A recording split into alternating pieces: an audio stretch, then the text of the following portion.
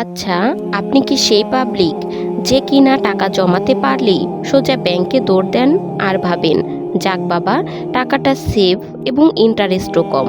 যদি এমনটা ভাবেন, তবে আপনার জন্য একটা দুঃসংবাদ আছে। ব্যাংকে টাকা রাখা আর বালিশের নিচে টাকা রাখা এখন প্রায় একই কথা। কারণ ব্যাংক আপনাকে বছরে সুদ দেয় মাত্র 6 থেকে 10%, আর বাজারে পেঁয়াজ মরিচ থেকে শুরু করে সব জিনিসের দাম বাড়ে 14 থেকে 16% হারে। মানে বছর শেষে আপনার টাকার ভ্যালু আসলে বাড়লো না, বরং উল্টা কমে গেল। সহজ কথায়, আপনি প্রতি বছর একটু একটু করে গরিব হচ্ছেন। তাই আজ আমি আপনাদের 5টি জাদুর কাঠি বা সম্পদের কথা বলবো, যেগুলো আপনার পকেটকে সবসময় ভারী রাখবে। তো চলুন গরিব থাকার দিন শেষ করি। প্রথমে আসি সেই জিনিসে যেটা দেখলে আপনার আমার চোখ সবার চোখ চকচক করে। সেটা হলো সোনা। রাজা বাদশাদের আমল থেকে এটা চলে আসছে। টাকার মান কমতে পারে, সরকার নোট বাতিল করতে পারে, কিন্তু সোনার দাম এটা রকেটের মতো শুধু উপরেই ওঠে। তবে সাধারণ ইনভেস্টমেন্ট মানে কিন্তু গার্লফ্রেন্ড বা বউয়ের জন্য সোনার গহনা কেনা না। এটাতে মেকিং চার্জই আপনার সব শেষ করে দেবে। ইনভেস্ট করতে হলে কিনুন গোল্ড বার, কয়েন অথবা ডিজিটাল গোল্ড। বিপদের দিনে এটাই আপনার আসল বন্ধু হবে। দ্বিতীয় সম্পদটি হলো রিয়েল এস্টেট বা জমি। দুনিয়ার জনসংখ্যা বাড়ছে, কিন্তু নতুন করে কোনো আর জমি বাড়ানো হচ্ছে না। তাই ডিমান্ড বাড়ছে, কিন্তু সাপ্লাই ফিক্সড। আর ইকোনমিক্সের সাধারণ সূত্র হলো এটার দাম বাড়বেই। এখন আপনি বলবেন, ভাই, আমার পকেটে তো মশা ঘুরঘুর করে, আমি কিনবো জমি? আরে ভাই, টেনশন নিচ্ছেন কেন? এখনকার যুগে হাজার হাজার মানুষের সাথে মিলে মাত্র 5 থেকে 10 হাজার টাকা দিলেও বড় বড় বিল্ডিং এর মালিকানায় শেয়ার কেনা যায়, যাকে বলা হয় রিচ বা RIIT।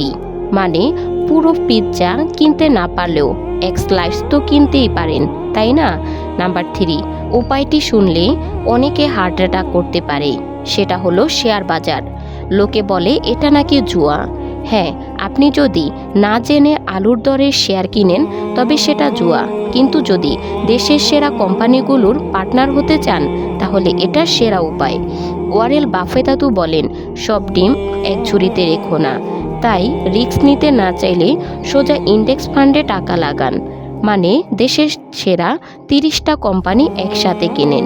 ব্যাংক যেখানে আপনাকে বছরে 6 থেকে 10 টাকা দেয়, স্টক মার্কেট সেখানে আপনাকে দিবে গড়ে 15 থেকে 20 টাকা পর্যন্ত রিটার্ন দিতে পারে। নাম্বার 4, এই সম্পদটি কোনো বাজার থেকে কেনা যায় না।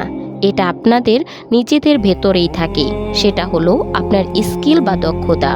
দুনিয়া ধ্বংস হয়ে যেতে পারে, শেয়ার বাজার ক্রাশ করতে পারে, কিন্তু আপনার সাঁতার জানা থাকলে আপনি বুঝবেতেই পারবেন না। ব্যাংকে টাকা জমানোর আগে নিজের মাথায় টাকা জমান।